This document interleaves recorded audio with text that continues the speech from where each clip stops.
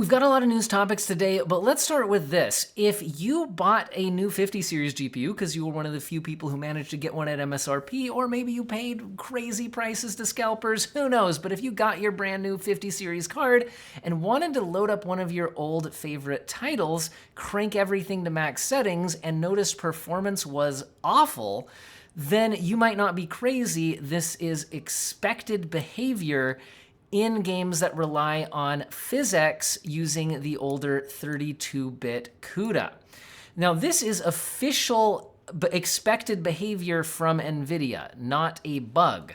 That's confirmed on NVIDIA's forums here, where they were asked about this on a post for their latest drivers. We had a user, Mr. E. White, say PhysX is still not working on the 50 series cards, attempting to force it on via config file edit in Borderlands 2, and turning on the PhysX indicator shows it's running on the CPU.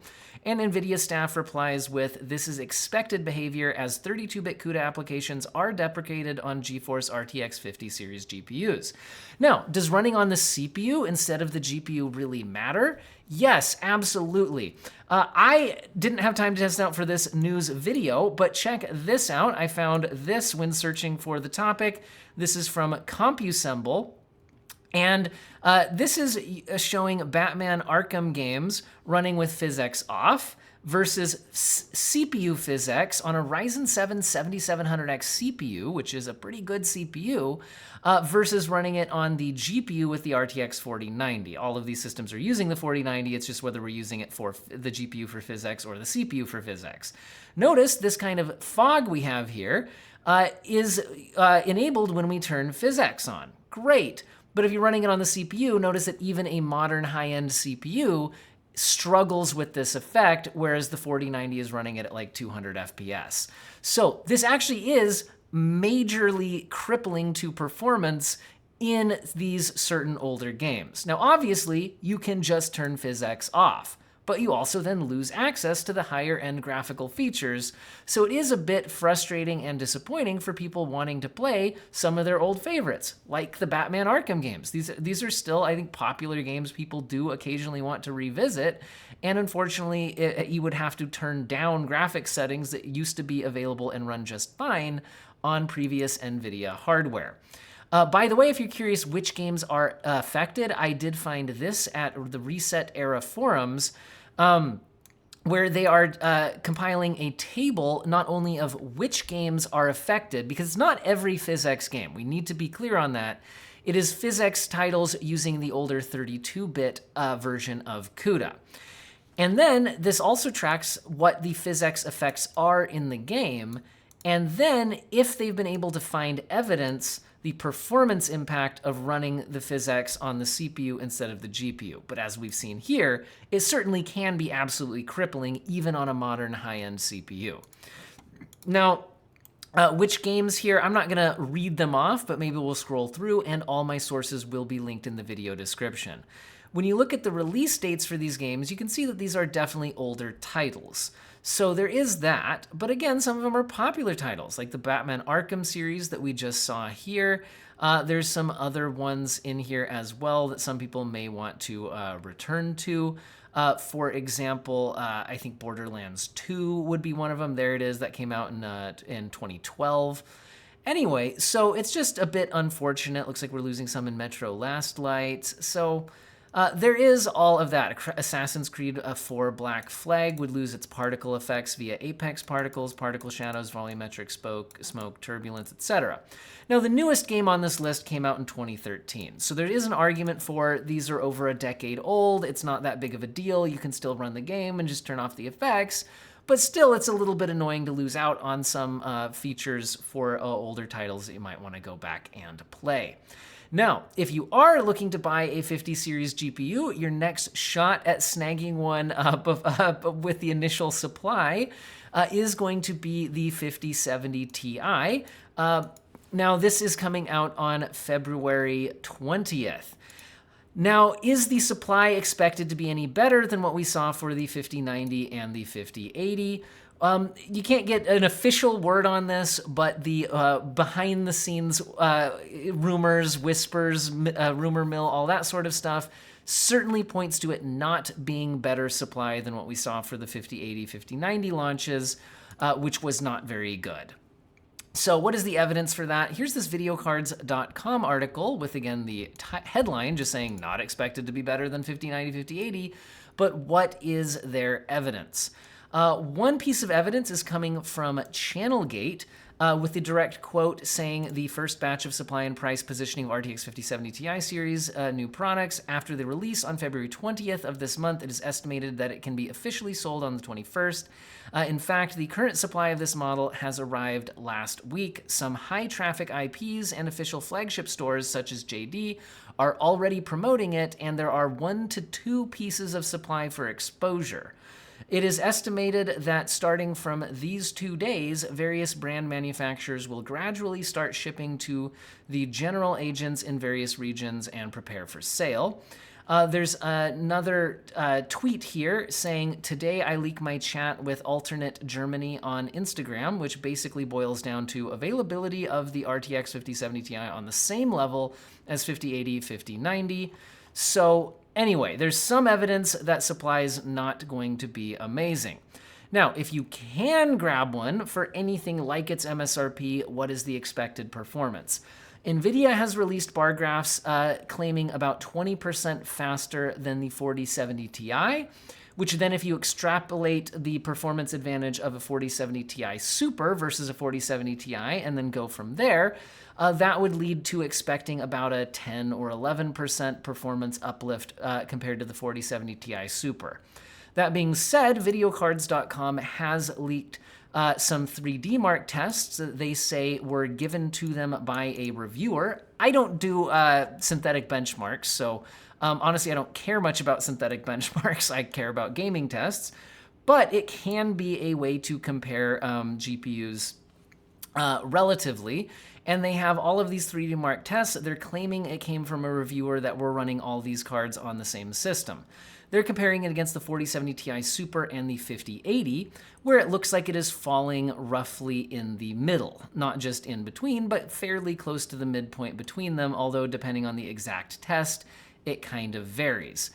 They're summarizing the results on saying on average, they're seeing it as 16.6% faster than a 4070 Ti Super, while the 5070 Ti is 13.2% slower than the 5080. Again, NVIDIA's data is comparing it against the 4070 Ti non-Super, and again, their slide showed about 20% faster, so these are the types of information we have available, but we're not far away from launch at this point. Now, a lot of people are wondering, is AMD going to be doing anything to break up the situation on GPUs? Maybe launch something with better supply, hopefully with a good MSRP and actually be available at that price. When are we going to find out about all of this? Well, we know that AMD is planning their official unveiling on February 28th now. It's looking like, according to videocards.com, that 9070 reviews will be coming on March 5th, which is interesting because that is the day the 5070 launches. So 5070 launch day will be 9070 review date, and then usually the review dates are a day before the actual launch date. So it would be a very confusing couple of days when it comes to reviews coming out.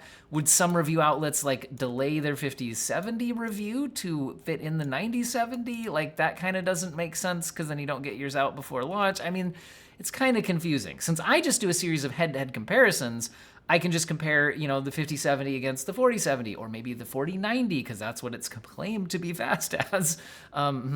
Anyway, and then do head-to-heads against the 9070 series when that comes out. But again, this is what videocards.com is claiming from the date. Now, where are they claiming to get this information from? They are saying that there is now NDA materials being distributed to certain members of the press, and then that material has been apparently leaked to, or at least some information from it, leaked to videocards.com, and that's where that date is coming from. At this point, they are not confirming anything about the performance claims or pricing claims, so we'll have to stay tuned and see if that becomes available. Now, there has been a lot of rumors about a 32 gigabyte card coming from AMD. Now, Frank Azor squashed those rumors, saying that there will not be a 9070 32 gigabyte card. When pressed on this by people saying he said it's not going to be a 9070, that doesn't mean it's not a 9070 XTX or something, or 90. They have a 9080. Well, now Frank Azor is replying to all of this by saying, actually, it's a 320 gigabyte card we are calling the 90700.05 XTXT Max. And while that might be the kind of naming scheme I could believe from AMD, they are pushing it just far enough that we should be 100% confident that he is denying the 32 gigabyte card, guys. Now, I'm sure some people are still going to be speculating that, oh, maybe it's a professional card, maybe it's a whatever. I don't know. I get the feeling a lot of people want a 32 gigabyte card here, but Frank Azor seems to be squashing that as hard as he can. Now, speaking of ridiculous naming schemes from AMD, but exciting products, there's Strix Halo, which is the code name. The actual name I can't even remember. Let's look it up here. APUs with the 40 compute units. These things look absolutely insane. Well, reviews are now out for a laptop that has Strix Halo. The GPU inside of it is called an 8060S. The APU itself is the AMD Ryzen AI Max Plus 395. So that just rolls off the tongue easily. Anyway, again, the GPU inside of it is the RX 8060S. This is the biggest APU AMD has ever released. And again, 40 compute units. That's crazy. But how does it perform? AMD in their marketing materials claimed it would be on par with a RTX 4070 laptop if that laptop is running at a similar TDP. And that actually does seem to be the case. While there are some 4070 laptops that are performing, according to Notebook Check here, by the way, you can read their full review here on the Asus laptop that has this GPU. I think it's the ROG Flow Z13. And it's a very detailed review. There's some other reviews out there from other sites, but I'm mostly interested in the gaming performance of the APU. So, again, there's finding some 4070 laptops that are 16% faster on average in gaming, but there are others that are within 2%. So again, a lot of it depends on the power draw targets, right? Because in the mobile space, that's one of the big constraints. Now, I'm curious how this thing performs at lower TDPs. Like, what if we're down talking like in the 20 to 30 watt range? Because I'm interested in handhelds. I'm not that into gaming laptops myself, but gaming handhelds I am interested in. And I'm wondering how well you can feed the 40 compute units. However, this particular setup with the AI Max Plus 395 has a 16-core CPU. And I think that if you're trying to get power efficiency out of this, it would make more sense to have less cores on the CPU for a gaming handheld. So I'm curious if we'll see a configuration of this, which is maybe 8-core or even 6-core, that still has a massive number of compute units and see it in a gaming handheld. I'd be really curious how that would stack up. Anyway, we should be getting reviews very soon on the 5070 Ti, so stay tuned to the channel for that. I'll have tons of head-to-head comparisons against all of the various GPUs that you are interested in.